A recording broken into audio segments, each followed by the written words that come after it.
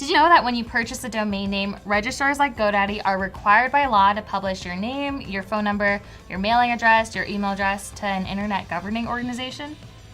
And then that organization takes that information and publishes it on an online directory that's accessible to the public. I'm Darlene and this is London, and in this video we're going to talk domain privacy and how it protects you and your website. So who is this secret society on the interweb that's collecting all this domain information? Actually, it's really not a secret. They're called ICANN. They're a nonprofit organization that basically manages the databases related to domain names. And ICANN publishes the registrant information to a public directory called Whois. This is a searchable list of all the domain names registered in the world, showing the personal details of the people who own them. The original intent of this directory was to keep people from using the domain names for nefarious purposes, and use it as a way for customers to get in contact with the domain owners for not so bad things, like purchasing it. Unfortunately, the Whois directory can be used to exploit domain owner contact information.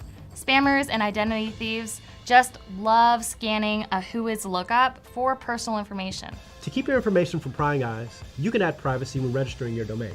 And domain privacy allows the registrar or an affiliate to be a proxy and show their information instead of yours.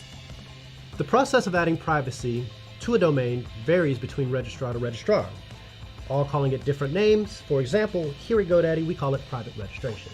And ideally, you'd want to add domain privacy when you register the domain name. That way your information doesn't get indexed with Whois lookups right when you register it, but you can add it at any point in time during your registration. Domain privacy is optional though. If you're a larger business with a public corporate address, you may not feel the need to add this to your domain. But maybe you're a smaller business or you're registering your domain name for yourself with your personal information and you want to secure that online presence and keep that protected. Domain privacy would be a good idea for you.